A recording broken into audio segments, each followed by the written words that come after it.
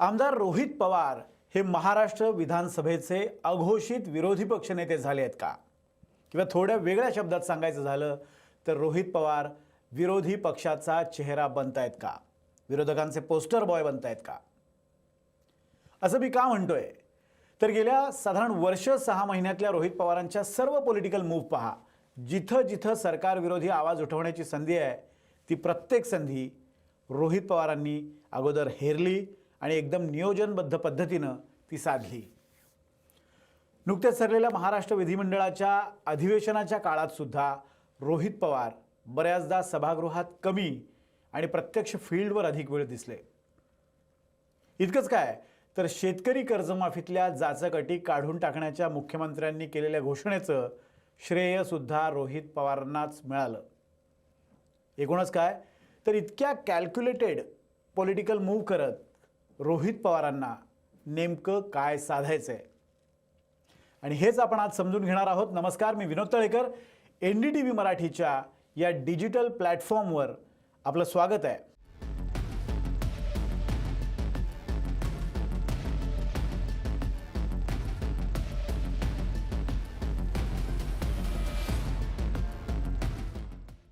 तर विषय असा आहे की रोहित पवारांचं नेमकं चाललंय काय? म्हणजे हा प्रश्न विचारण्याचं कारण म्हणजे रोहित पवार ज्या पद्धतीनं राजकीय वाटचाल करतायत त्यामागे काहीतरी रणनीती असल्याचं दिसतंय. 2019 साली पहिल्यांदा कर्जत जामखेड मतदारसंघातून ते आमदार म्हणून निवडून आले आणि अवघ्या 7 वर्षात ते विरोधकांचे पोस्टर बॉय कसे बनले? तर या प्रश्नाचं उत्तर कदाचित असं दिलं जाईल, म्हणजे जनरली जर प्रश्न विचारला तर, की रोहित पवारांमागे पवार घराण्याचा मोठा वारसा आहे.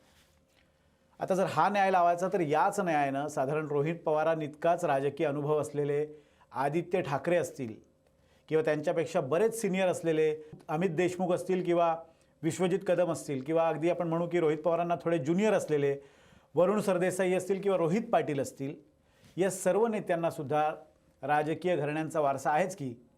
मग तरीही हे नेते विरोधी पक्षातले प्रमुख चेहरे का गणले जात नाहीत? अर्थात हा सुद्धा प्रश्न आहेच, पण त्याचं उत्तर देण्यासाठी गेल्या महिन्याभराचा थोडासा आपण आढावा घेऊया. महाराष्ट्रातील शेतकऱ्यांच्या सरसकट कर्जमाफीसाठी आणि कर्जमाफी योजनेतील जाचक अटी रद्द करण्यासाठी आपल्याला आठवतं आहे की रोहित पवारांनी पंढरपुरात एक अन्नत्याग आंदोलन केलं होतं. 12 जून 2026 पासून त्यांनी अन्नदात्यासाठी अन्नत्याग या नावानं हे आंदोलन केलं. 3 दिवसानंतर म्हणजे 14 जूनला राज्याचे जलसंपदा मंत्री गिरीश महाजन हे सरकारच्या वतीनं तिथं शिष्टाईसाठी गेले आणि यावेळी मुख्यमंत्र्यांसोबत एक सकारात्मक बैठक करून देऊ असं आश्वासन त्यांनी दिलं आणि रोहित पवारांनी हे अन्नत्याग आंदोलन स्थगित केलं. कर्जमाफीवरून अनेक शेतकरी फक्त टीका करत असताना रोहित पवारांनी प्रत्यक्ष कृती केली आणि शेतकरी समुदाय आपलासा करण्यात यश मिळवलं. त्याहीपेक्षा मोठं यश त्यांना कधी मिळालं तर मुख्यमंत्र्यांच्या घोषणेनंतर. अधिवेशनाच्या शेवटच्या दिवशी विरोधी पक्षानं मांडलेल्या अंतिम आठवडा प्रस्तावाला उत्तर देताना मुख्यमंत्र्यांनी शेतकरी कर्जमाफीचा लाभ हा अधिकाधिक शेतकऱ्यांना मिळावा यासाठी अटी शर्ती शिथिल करत असल्याची घोषणा केली. आणि त्यातला सगळ्यात मोठा निर्णय कोणता होता तर तो निर्णय हा होता की ज्या शेतकऱ्यांनी 2019 मधल्या कर्जमाफीचा लाभ घेतला होता त्यांचं आधीच्या अटींनुसार या कर्जमाफीमध्ये फक्त 50,000चं कर्ज माफ होणार होतं आणि ती मर्यादा आता मुख्यमंत्र्यांनी काल वाढवली आणि आता 2 लाख रुपये ही मर्यादा करण्यात आली. म्हणजे 2019ला ज्या शेतकऱ्यांनी त्यावेळच्या कर्जमाफीचा लाभ घेतला होता त्या शेतकऱ्यांचं सुद्धा या कर्जमाफीत 2 लाखांपर्यंतचं कर्ज माफ केलं जाणार आहे. अर्थात या निर्णयाचं शेतकऱ्यांनी स्वागत केलं आणि आपसुकच त्याचं श्रेय रोहित पवारांच्या आंदोलनाला दिलं गेलं. हा अगदी नाही म्हणायला भाजप आमदारांच्या एका शिष्टमंडळानं या कर्जमाफीतल्या ज्या अटी आहेत त्या शिथिल करण्याच्या मागणीचं एक निवेदन मुख्यमंत्र्यांची आदल्याच दिवशी भेट घेऊन त्यांना एक निवेदन दिलं आणि सांगितलं की या कर्जमाफीतल्या अटी शर्ती शिथिल करा आणि एक निवेदन दिलं.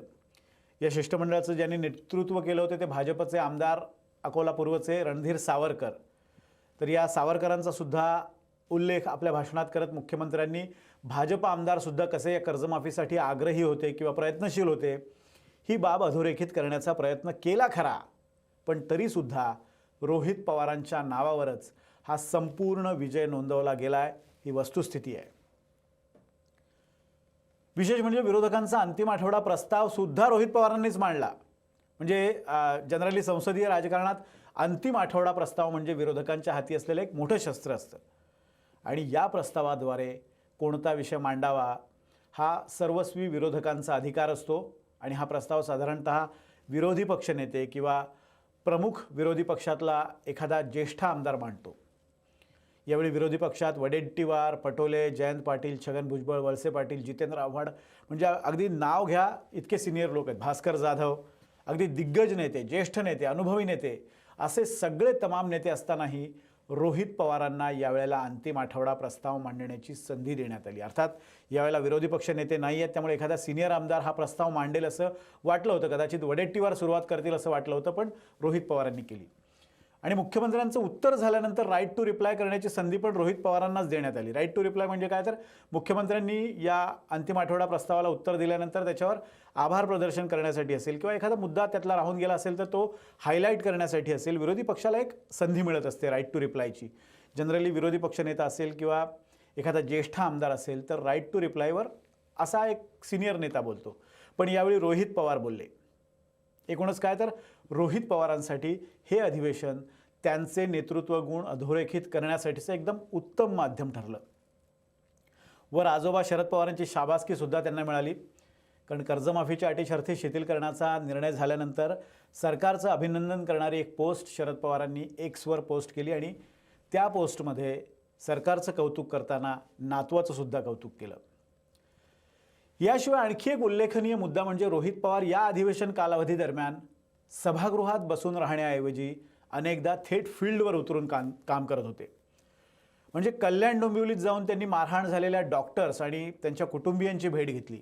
ज्या डॉक्टर्सना शिवसेनेचे नगरसेवक रमेश म्हात्रे याने मारहाण केली होती हे सगळे डॉक्टर्स ते होते ज्यांची रोहित पवारांनी भेट घेतली. मग त्यांच्या पाठोपाठ आदित्य ठाकरेसुद्धा तिथे गेले. त्यांनीसुद्धा डॉक्टरांची भेट घेतली, त्यांच्या समस्या जाणून घेतल्या.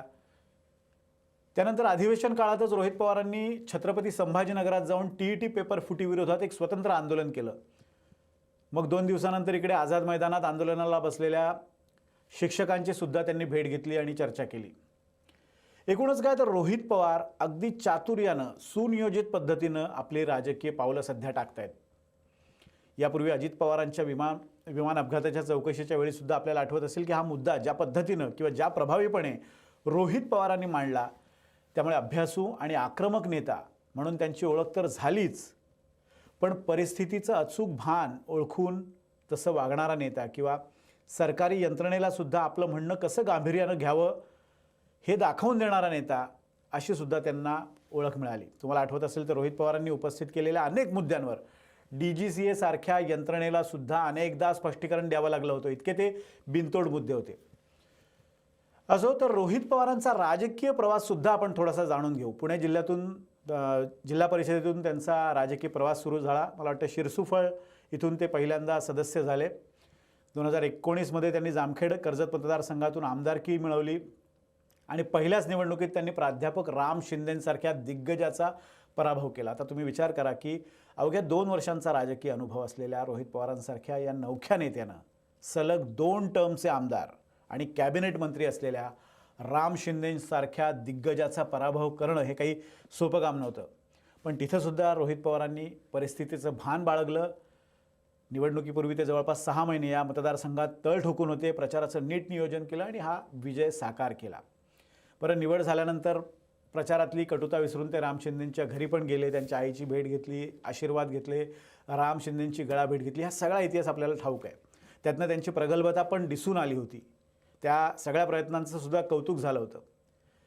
पण अर्थात या इतिहासात आता फार रमायचं कारण नाही, कारण राजकारण बदलत चाललं आहे आणि त्या बदलत्या राजकारणाचं भान रोहित पवारांना आहे.